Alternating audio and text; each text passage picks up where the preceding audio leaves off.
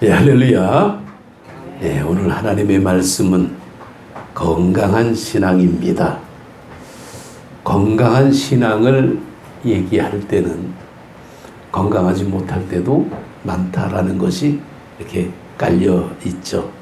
항상 그렇잖아요. 음식을 먹을 때 참 맛있다 그러면 맛없는 게 옆에 있는 거예요. 근데 우리는 맛없는 거에 관심이 있는 게 아니라 맛있는 것에 관심이 없으니까 맛있다 그러는 거죠.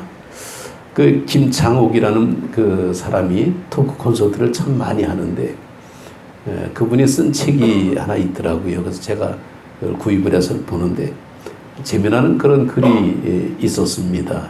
뭐냐면 인생이 고스톱이라면 일단 패를 잘 받아야 된다. 뭐 그런 글입니다.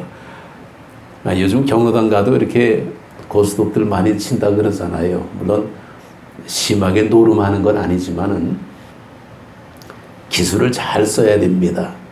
나도 이래봬도 고스톱 잘합니다. 청단, 홍단, 고도리까지 합니다. 나도. 그런데 이렇게 잘 치는데 뒷패가 따라줘야 됩니다. 이 피를 먹을까, 그냥 이게 고도리를 그냥 뭐 고를 부를까, 뭐 이 머릿속에서 막 그냥 고민을 하다가 딱 하는데 뒷패가 안 맞으면 엄한 사람이 다 가져가죠. 그러면 기분이 상당히 좀 언짢아집니다. 뒷패가 잘 맞아야 된다. 이 김창옥 이분은 이런 말을 합니다. 이걸 종교적인 언어로 은혜라 이렇게 표현하고 있더라고요. 그래서 맞다 그랬습니다. 은혜가 아니면은 우리는 봉변당할 때가 참 많습니다. 별거 아닌데 정말 얼마 전에 그 뉴스 보니까 서울에서 살인사건이 났잖아요. 근데 그 내용을 보니까 진짜 별거 아니에요. 뭐 물 좀 달라 뭐 그랬는데 그거 안 줬다고 그냥 기분 나쁘다고 사람을 죽이는 이 말이 되는 일이 벌어집니까? 도무지 이해도 안 되는 그런 일이 막 벌어지고 있습니다. 정말 이럴 때 우리가 어떻게 살아야 되는가? 건강한 신앙이라면 바이러스가 오더라도 물리칠 수가 있습니다. 할렐루야. 오늘 하나님의 말씀을 들으면서 여러분 병 안 걸리려고 애쓰는 것이 아니라 병이 걸릴지라도 극복할 수 있는 힘을 얻기를 주님의 이름으로 축복합니다. 예전에 제가 그 미국의 캘리포니아의 코스타 메사에 있는 이 갈보리 체프를 다녀온 적이 있었습니다. 근데 이 코스타 메사는 어디쯤에 있냐면 LA에서 그 디즈니랜드 쪽으로 내려가다 보면 오렌지 카운티가 있는데 그 지역에 있습니다. 거기 그 갈보리 체플이 유명한 것은 그 척 스미스 목사님 지금은 이제 하나님 곁에 가셨지만은 제가 거기 방문해서 들은 얘기 가운데 참 감동적인 얘기가 있었습니다. 그 70년대 그때만 해도 한참 이 월남전 막 이런 게 일어나고 굉장히 좀 미국에서는 반전 사상이 일어날 때에 젊은 사람들이 정말 그 좀 자유주의의 어떤 방종, 자기 멋대로 살겠다라는 그런 이제 히피족들이 많이 생겼다 그럽니다. 마약도 하고 자유롭게 살자 뭐 이러면서 함부로 사는 그런 그 일들이 있어가지고 굉장히 골치가 아픈데 하루는 이 히피족들이 교회를 찾아왔다는 거예요. 그래서 이 척 스미스 목사님이 이들을 반갑게 맞이하고 교회에 왔으니까 예배드리고 가야지. 그리고 이제 예배를 드리는데 이 사람들이 커피를 들고 예배당에 들어왔습니다. 이렇게 먹다가 커피를 흘렸어요. 사실 우리는 커피 흘리기 뭐 대수냐 할지 몰라도요. 미국은 카펫 문화입니다. 그래서 교회당 바닥에 전부 카펫들은 쫙 깔려 있는데 거기다가 커피를 쏟았어요. 이게 닦입니까? 안 닦이죠. 그래서 미국이 그 교회당은 들어갈 때는 절대로 뭘 들고 들어가지 못합니다. 우리야 뭐 이제 닦으면 되지만은 그 미국은 가정집도요 애증가나 집은 카펫이 다 깔려 있어요. 그래가지고 카펫 문화인데 커피를 받아 쏟았어요. 참 이게 한두 번도 아니고 정말 이게 막 쏟으니까 그 교회에서 회의가 열어졌습니다. 저 사람들을 예배당에 부르면 안 되겠다. 자꾸 커피 쏟으니까 이거 청소하려면 이거 용역을 줘서 청소비가 얼마나 많이 들어가는데 이거 저들은 참 도움이 안 되는 사람들입니다. 이렇게 불만적인 얘기가 나왔습니다. 당연하죠. 뭐 속상한 일이죠. 그때 이 목사님이 이렇게 결정을 내렸습니다. 카펫에 커피가 묻은 게 문제라면 카펫을 걷어냅시다. 세상에 교회 바닥에 깔린 카펫을 전부 철거를 했습니다. 그리고 우리처럼 타일을 싹 깔아버렸습니다. 커피 쏟아도 물 청소하면 금방 깨끗해집니다.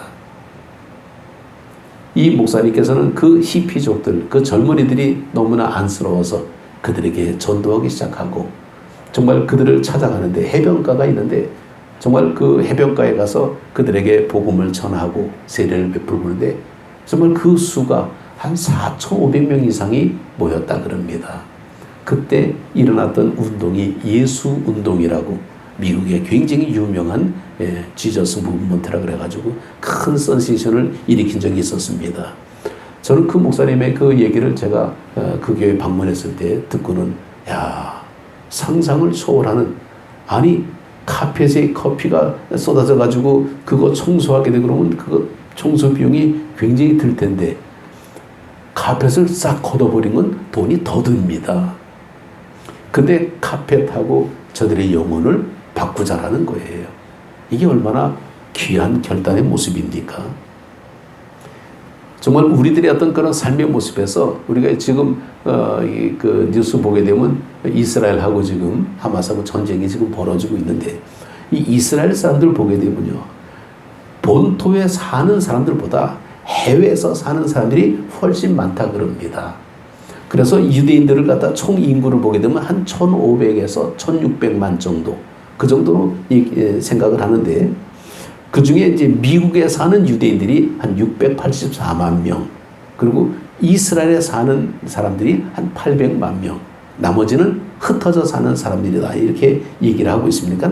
한 반 이상은 전부 해외에 나가서 살고 있습니다. 그래서 흩어져 사는 유대인들을 우리는 디아스포라라고 얘기합니다.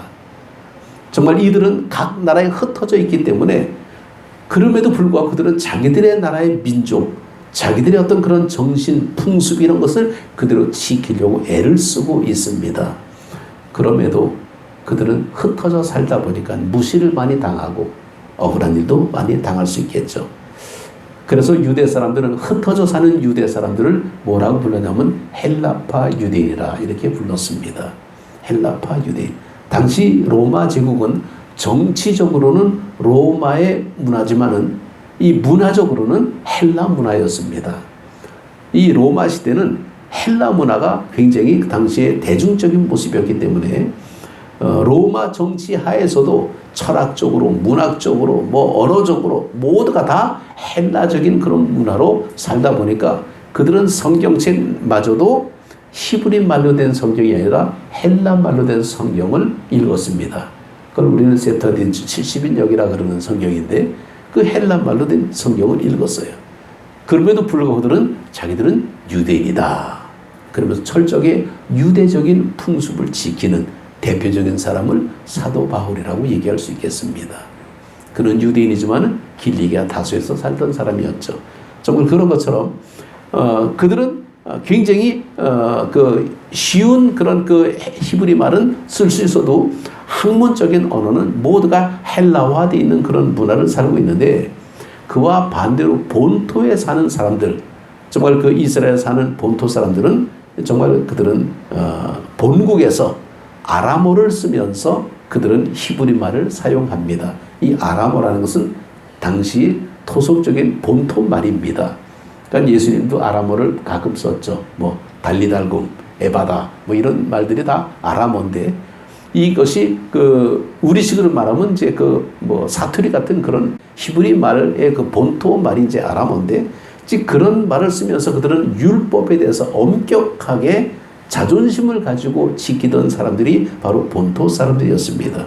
생활 풍습까지도 장들의 유전이라 그래가지고 아주 그들의 신앙은 보수적이었다라고 볼 수 있습니다. 그러면 흩어져 살던 유대인들은 뭐냐? 그들은 개방적으로 살았기 때문에 그들은 개혁파라 이렇게 얘기할 수 있습니다.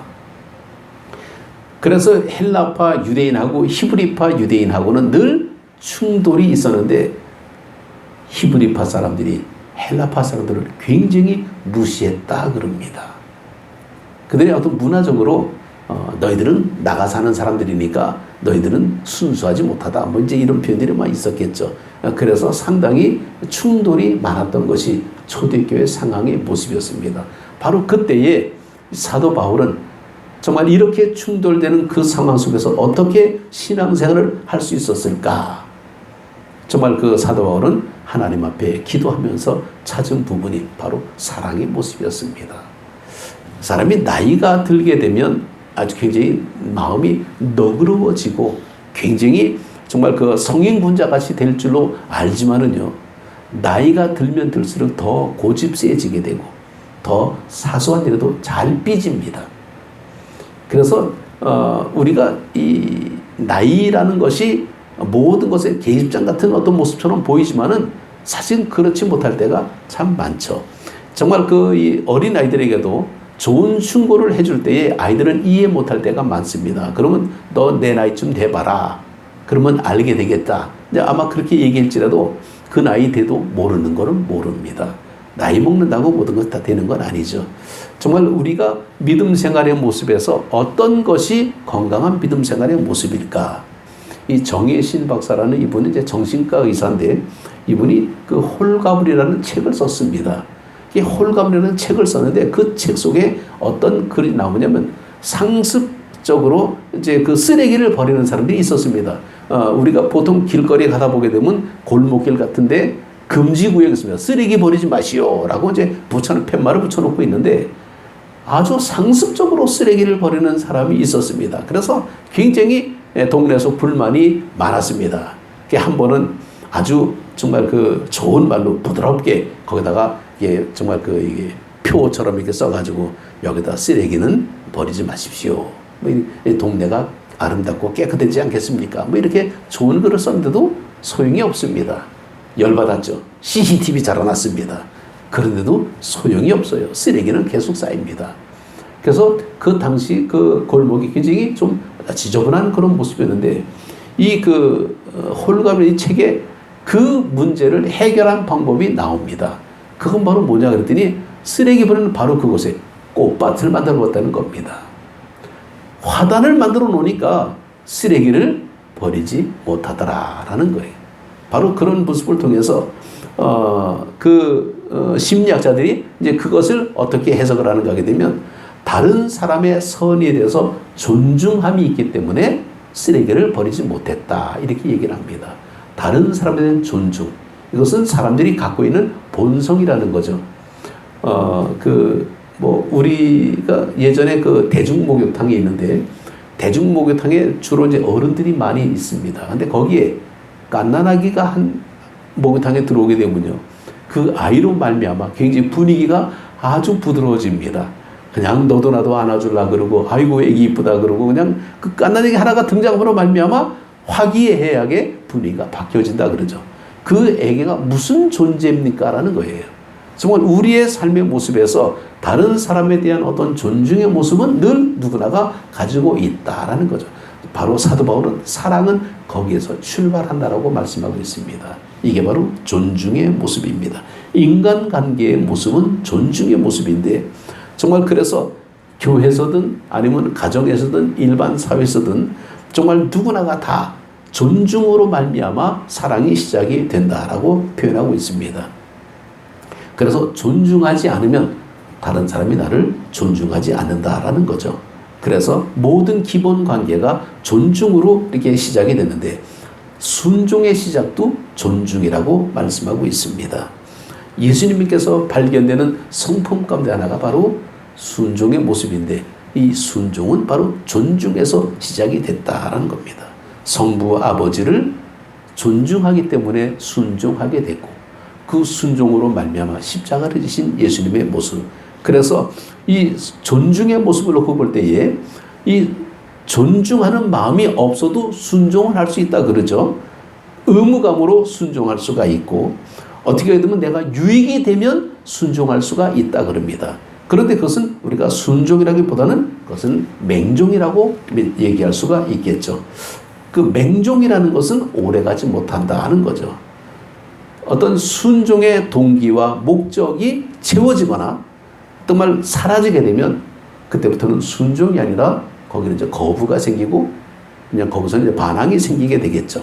그래서 순종 이전에 존중이 된다면 존중으로 말미암아 모든 상황이 부드럽게 시작이 됩니다. 그래서 존중이라는 것을 한문으로 보게 되면 높을 존 귀중할 중. 이거 헬라말로는 팀이라 그러는데 헬라말 팀이는 무슨 뜻이냐면 중요하게 여긴다, 귀중히 여긴다, 진가를 인정한다라는 뜻을 가지고 있습니다. 그래서 건강한 교회는 바로 뭐냐? 이 존중의 모습이 성경에는 잘 안 나옵니다. 근데 의미는 굉장히 많이 나오고 있습니다. 바로 사랑이 그렇다는 겁니다. 소망이 그렇다는 겁니다. 믿음이 그렇다는 겁니다. 믿음이 존중 속에서 믿음이 아름답게 생길 때에 그 믿음은 산 믿음이 될 수 있습니다. 오늘 하나님의 말씀을 보게 되면 하나님의 말씀을 받을 때에 사람의 말로 받지 아니하고 하나님의 말씀으로 받음이니 진실로 그러하도다. 이 말씀이 또한 너희 믿는 자 가운데서 역사하시느니라 하고 말씀하고 있습니다. 이걸 현대어 성경으로 읽으니까 이렇게 나옵니다. 우리가 하나님께 늘 감사하는 것은 여러분이 우리가 전한 말을 받을 때 사람의 말로 받아들이지 않고 하나님의 말씀으로 받아들인 점입니다. 오늘 하나님의 말씀을 들을 때에 우리가 이 말씀이 나에게 주시는 하나님의 말씀이다. 이건수 목사의 말이 아니라 하나님의 말씀이다라고 받아들이면 이것이 은혜가 되는데 이건수 목사의 말이다 그러면 너나 잘하세요 이렇게 나갑니다. 그러면 굉장히 거부감이 생기게 되겠죠.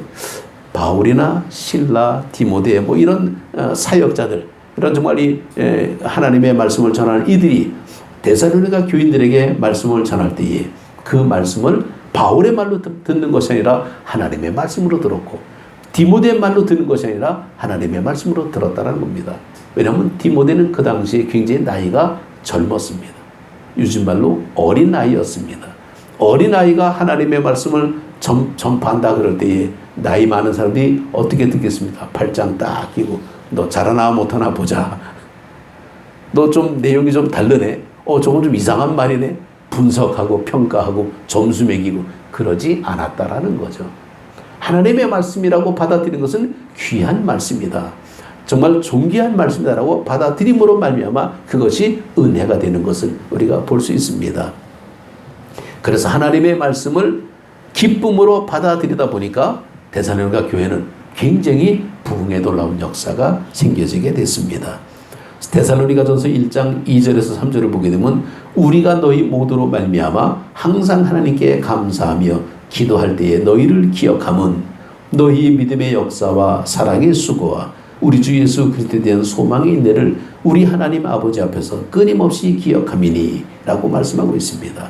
이 바울이 데살로니가 교회만 생각하게 되면 기쁨이 넘쳤다라는 거죠. 왜냐하면 듣는 소식이 너무나 기뻤다는 겁니다. 저들이 정말 하나님의 말씀으로 듣고 귀하게 여기고 정말 믿음의 놀라운 역사가 생겨지는 것을 듣다 보니까 너무나 감사하게 됐다라는 거죠. 우리가 은혜를 받은 경험이 있으면 늘 우리가 내 은혜를 좀 갚아야지 정말 감사의 마음이 생겨지는 것처럼 바울은 바로 그런 모습이었습니다. 그래서 13절에 보게 되면 진실로 그러하도다. 이 말씀이 또한 너희 믿는 자 속에서 역사하느니라. 이 말씀이 다른 사람 속에서 역사하는 게 아니라 믿는 자 속에서 역사한다라고 얘기하고 있죠. 믿는 자 속에서는 믿음의 놀라운 역사가 흘러가고 있다라는 겁니다. 거침없이 막힌 게 없이 그냥 일방통행으로 흐르고 있다라는 것을 보게 됩니다. 정말 하나님의 말씀은 바로 이것이 흐른다라는 것은 막힘이 없다라는 것은 이것이 문제가 없는 게 아니라 문제를 극복하고 넘어갔다라는 겁니다. 마치 시냇물이 흐를 때에 위에서 보게 되면 잔잔하게 흐르지만은 물밑 속에는 온갖 모든 것이 다 물밑 속에 흘러가고 있는 것을 우리는 알아야 됩니다. 위에서 볼 때는 다 그냥 물 속에 빠져 있으니까 잘 흘러가는 것처럼 보지만 그 속에는 유리 조각도 흘러가고 돌 조각도 흘러가고 오만 가지가 다 흘러가는데 바로 하나님의 말씀이 흘러간다라고 할 때는 문제 없는 게 아니라 문제가 극복하고 해결되고 지나가고 있는 것을 말씀하고 있습니다. 복음은 모든 믿는 자를 구원하시는 하나님의 능력이기 때문입니다. 이 능력이라는 것은 문제 없음이 아니라 문제 해결의 모습입니다. 우리 신앙생활의 모습은 건강한 신앙은 뭐냐? 병 없는 게 건강한 게 아니라 병이 있어도 극복하고 이겨나가는 신앙을 건강한 신앙이라 그러죠. 안 그러면 다 무균실 속에서 우리는 살아야 됩니다. 얼마나 무섭습니까? 무균실이 가장 안전한 게 아니라 가장 위험한 겁니다. 우리가 아이들이 정말 자랄 때에 병 안 나고 잘 자라면 얼마나 좋겠습니까? 그러나 병 안 나고 자란 아이는 한 사람도 없습니다. 잔병치레 많이 한다 그러죠. 잔병치레를 많이 하면 할수록 몸에 면역이 많이 생겨지게 되고 정말 몸이 더 건강해지는 것을 볼 수 있습니다. 그러니까 적당히 아프고 적당히 치료받고 적당히 나오는 것, 이게 오히려 더 건강한 모습이지 문제 없는 게 아니라는 것을 우리는 기억해야 됩니다.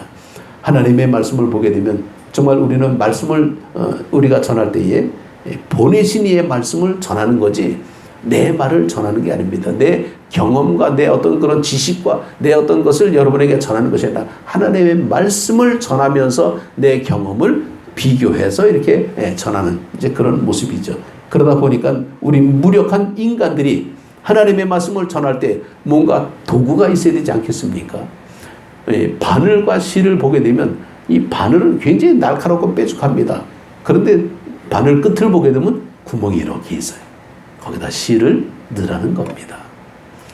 바늘에 구멍이 없으면 바늘을 아무리 찔러도 소용이 없습니다. 거기다가 실을 넣고 바늘을 써야 사용할 수가 있다라는 거죠.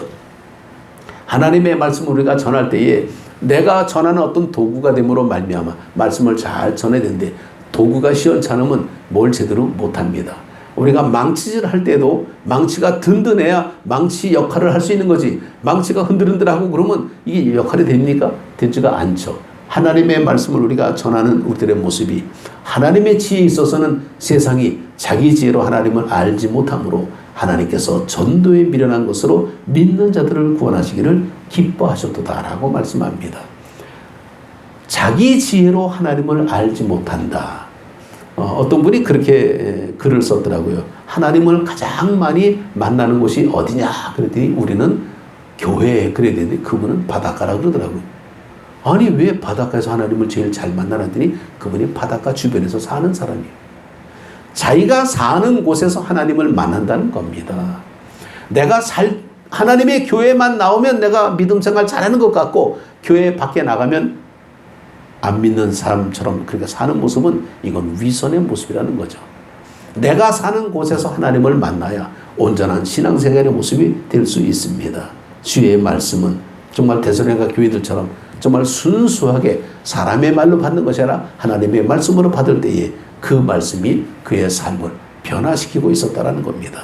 히브리서 4장 11절에도 하나님의 말씀은 살아있고 활력이 있어 좌우에 날선 어떤 검보다도 예리하여 혼과 영과 및 관절과 골수를 찔러 쪼개기까지 하며 또 마음의 생각과 뜻을 판단한다라고 말씀하고 있습니다.